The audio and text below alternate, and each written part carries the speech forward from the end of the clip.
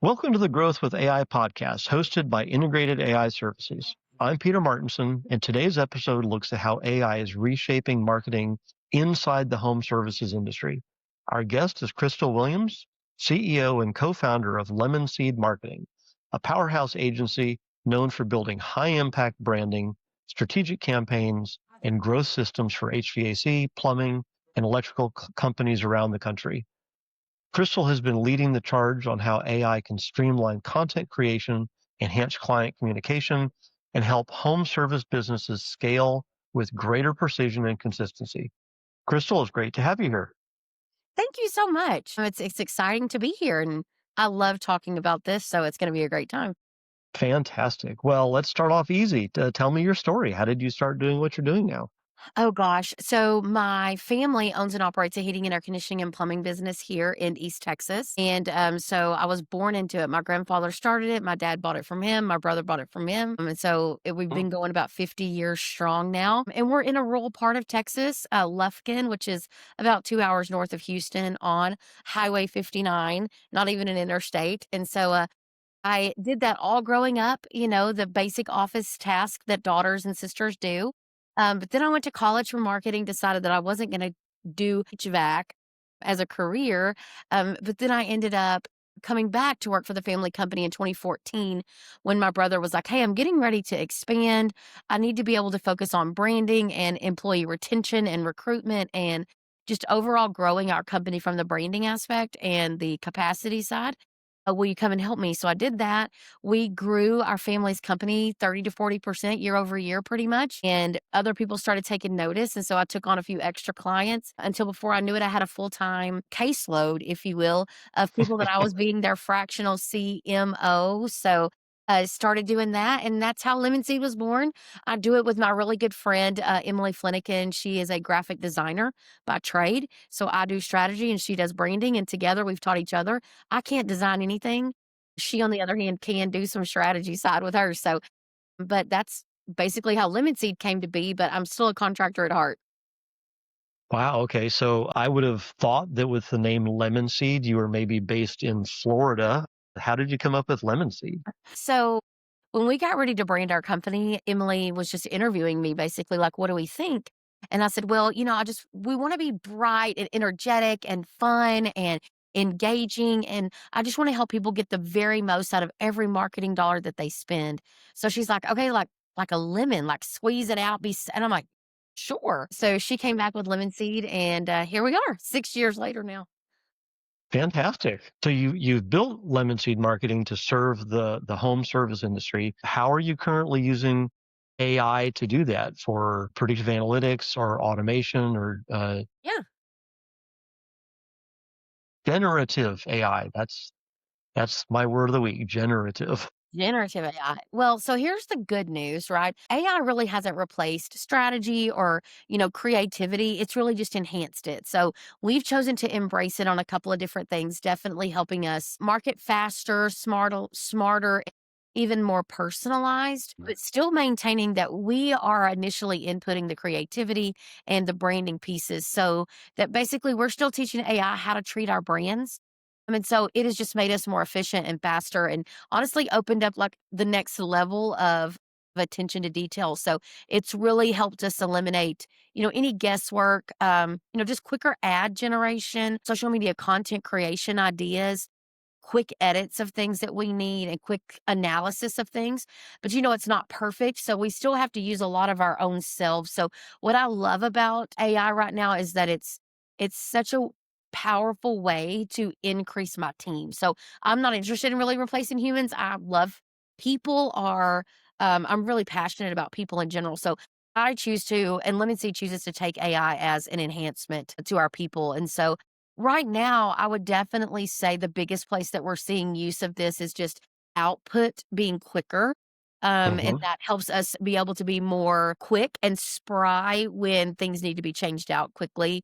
So definitely using that in what we do. So the way that Lemon Seed works is we're basically like fractional CMOs. So we make sure that each of our clients has the correct stack of vendors that are helping them. So we have a digital expert. We find them the digital company, the direct mail company. So As far as those companies go, all of them are using them for super cool things.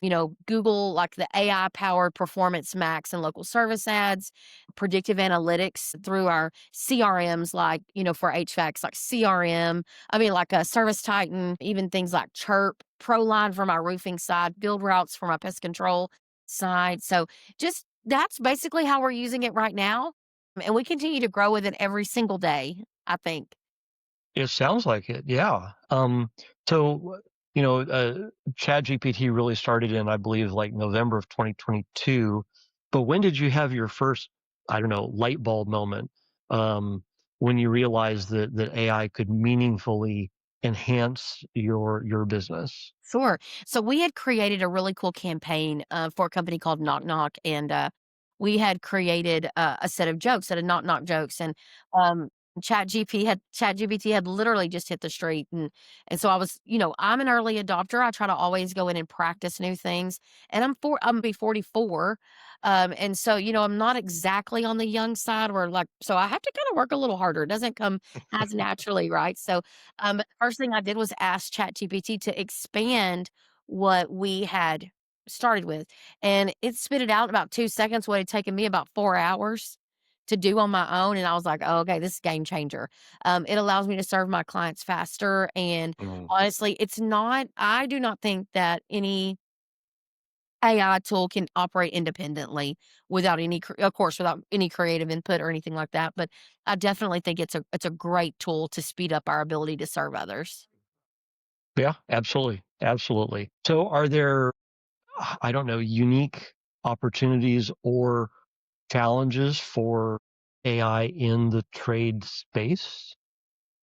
Yeah, so I think that there's a couple of places. So operationally, let me talk about that for the HVAC, for the home service space.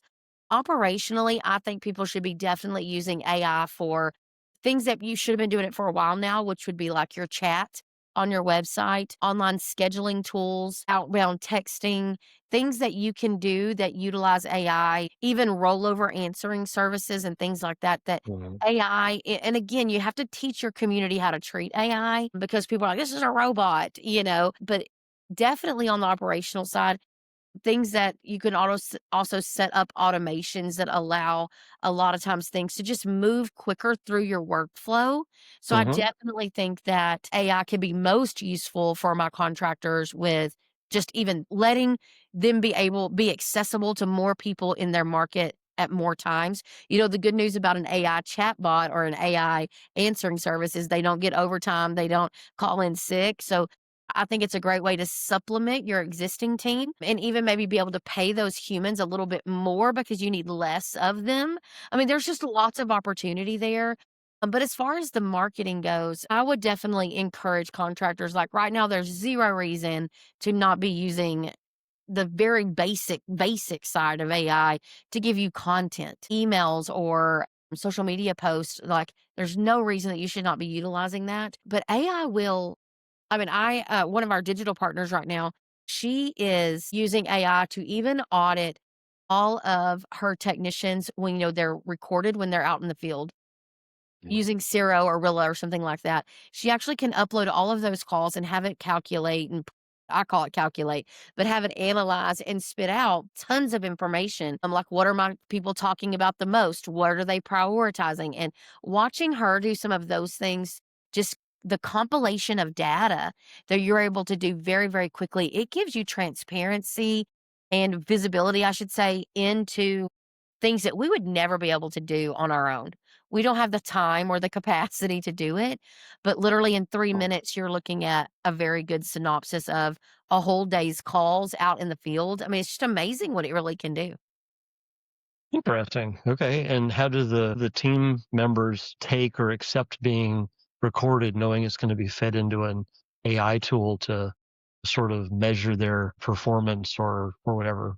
Well, this is all about positioning, right? So at the end of the day, what we are doing with companies that are recording our text out in the field, is really we're just trying to help them be better, help Mhm. them be able to address, when issues come up and they need to overcome any objections in the field, or for us to be able to listen, what are people saying? What are the homeowners saying? How are they feeling? How are they interacting? So not only is it an accountability tool for our technicians that are in the field, but it's also insight into what's actually happening in the home versus what they tell us happens in the home. Data is power. When we have data that we can see, hear, touch, and feel, we actually can make some money moves. I call it some power moves on getting those things in front of us where we can actually use that data to help our team be better in the home, more confident in the home, present better options, serve the clients in a more efficient way. So they're not always happy because they feel very big brotherish. But honestly, if you show them the why and you're true to your word, like don't go fire somebody because of what you heard necessarily, but using it to truly train on, I think is the power tool there. Interesting. So, can you give an example where you were able to make a real, like a substantial change and increase revenue or increase client retention or something because of training you were able to do through that? Through that? Yeah, so I've actually never been the contractor that did it, but I can give you a couple of examples. And so, the technician goes into the home, and let's say that they are there. So you run a postcard campaign that is a $99 tune-up postcard, right? So this postcard goes out, the homeowner chooses you and calls and says, I want to schedule the tune-up. Your Mhm. technician goes out, performs the tune-up, and notices a couple of problems, thinks they're going to be expensive. So they just very generically say, hey, I did everything for this. Did you want to see my options or did you just want the tune up? Well, automatically that as a trainer would tell me the technician is afraid or doesn't have the skills that he needs or the tools that he needs to be able to confidently show the homeowner their options to fix these other bigger problems. Instead, he was felt like a salesman. So listening through those allows you to have a higher ticket in the home. It allows you to have a more efficient and confident technician because you're able to answer and address whatever was kind of tripping them up on the call.